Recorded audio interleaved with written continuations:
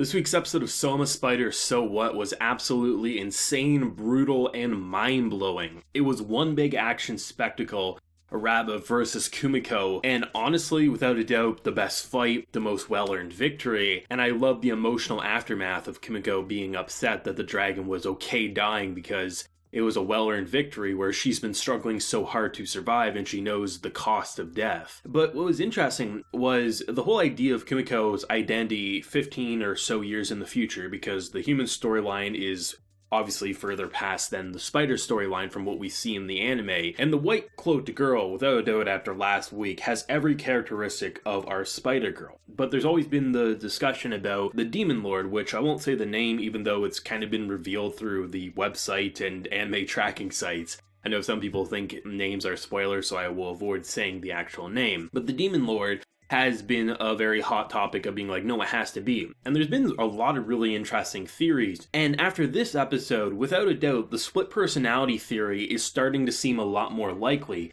Because, I mean, she's reflecting back to when she fought a dragon, and we just fought the dragon in this episode. And they do this really interesting directing technique that had we never seen the white-cloaked girl before in a separate scene, we would think she's just a figment of her imagination, but we know she isn't. We've seen her kill the actual hero, and we've seen her sit at the table a few weeks back when they're all discussing what to do with the humans and things like that. It seems to me there's two likely scenarios of where we're going. One, her split personalities eventually branch off and become two separate people. Or two, something I'm starting to wonder, Admin D, right? Admin D to me has been the biggest mystery of this show. And I don't know exactly where they want to go with it, but supposedly, based on what D has said after that conversation with our spider, Kumoko is the only character, as far as we know anyway, that Admin D has been following. Is Admin D using that as a way to branch off? Because to me, if Admin D becomes their own person, it would make a lot more sense to become a Demon Lord rather than a subordinate to said Demon Lord. I'm not sure, or is Admin D going to be a completely different curveball? It's hard to say, right? But it's really interesting seeing how the pieces continue to make your mind think over the weeks,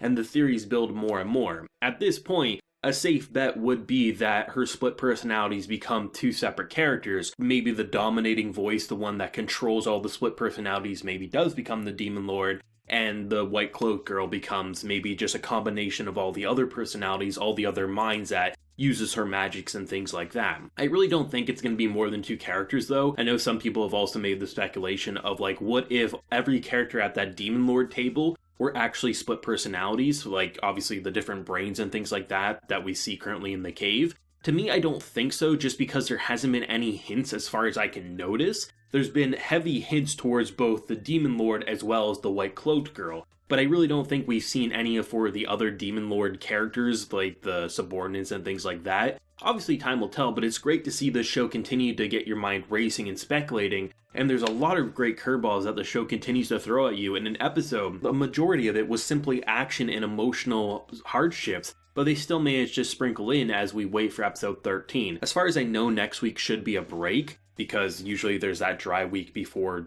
you get back into the second core, but we will be getting that second core next season, and I'm so excited to see more, especially considering that we officially leave the cave.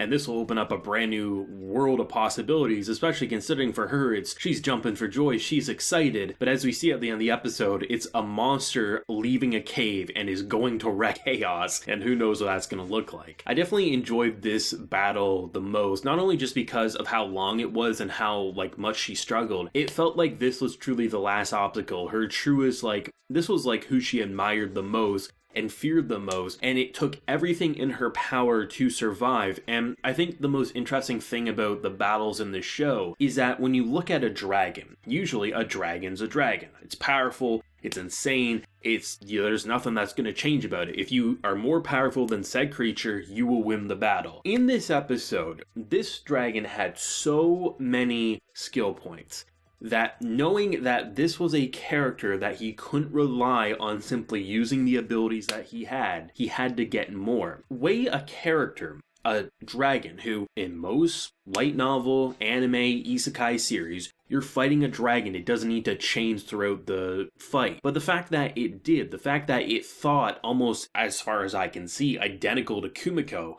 a character intelligent knowing that you can't just simply rely on what you have in the battle, if something is giving you a run for your money and you have the ability to get skills that you didn't need before this battle, then do so. And to watch the struggling and just, I love how the 3D was used. I know people were iffy with the 3D at the beginning of the show, but over the weeks, I think especially by the time we got to the fire floors, a lot of people I think were a fan of the 3D, I have to admit. And I think this will be an episode that really blows them away, because by having a world where you literally have this giant hole in the ground. It reminded me of Lord of the Rings when Gandalf was flying, like obviously falling through, and he was fighting that one creature there, right? It was just so great to see that, and to see how they were constantly like bouncing around on these like portal floors that they had, or how they were attacking the other, using demonized, losing body parts. By the end of the fight, they looked like shit. Granted, Araba did a lot better just because, you know, it's a giant dragon. It's probably been through the ringer a bit more than a tiny spider body. Granted, that spider body's actually pretty big, all things considered, but when you're going up against, you know, this monstrosity, it's understandable why a bloody eye for a dragon is going to be a lot different than a bloody face for a spider, whose entire body is like one step away from being destroyed. It was so great to see just the escalation, and while I knew she wasn't going to die, I also was putting my money on her retreating. I didn't see her winning this just because it felt like even though they were building up to like this heroic, like she's not going to give up, she's going to remember her path, you know, how much she struggled to get here, I thought she was just going to teleport away. I really felt like there would be like maybe a handful more episodes of her needing to struggle in the cave, or maybe she would just simply leave the cave. She'd say, you know what, screw this, I want to live. But instead, the way she ended up winning and the way she sacrificed literally everything about her to get that one shot, I think it just works. There's constantly an overload of information thrown towards the viewer's eyes where you have this wall of text. It's overwhelming. You can't read it unless you pause it.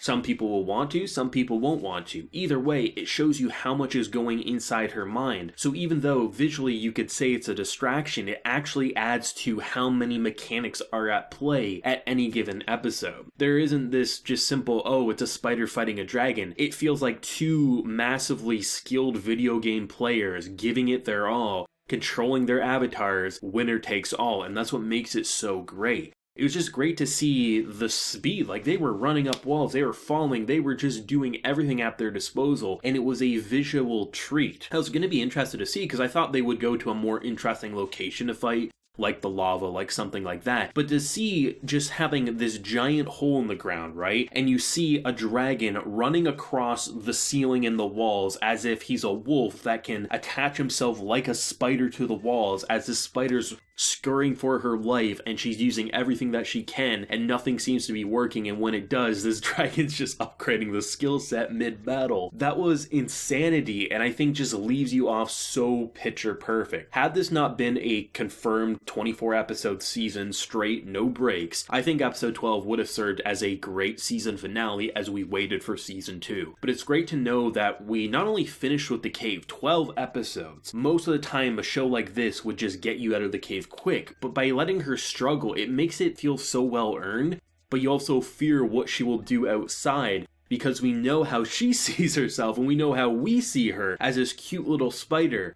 She is a monster. She has disrupted the flow of the cave so much that monsters are leaving out of fear, and who knows what it's going to look like. Obviously, we know eventually it will reach the point of the modern day with the demon side, and whatever happens with her, split personality, simply becomes a demon lord. Who knows? Maybe the white cloak just honestly becomes an egg of hers that hatches and becomes, you know, a character like that. There's a lot of possibilities. All we know for sure, the one thing I think that is crystal clear, whether you have a great idea of where it's going to go or you have no idea, the show's going to slap in its second core. That's guaranteed, I honestly think. There's no way I see this messing up. And now that she's officially left the cave, there's a whole new realm of adventures and chaos waiting for her, and I'm so excited for more. Let me know your thoughts and feelings down below. What did you think of the fight, and where do you think the modern day story with the demon and human side is going to go with any of your theories and speculations? If you enjoyed the video, leave a like, share your support, and hit that subscribe button if you happen to be around here. So until next time, everyone, please take care and have a good one.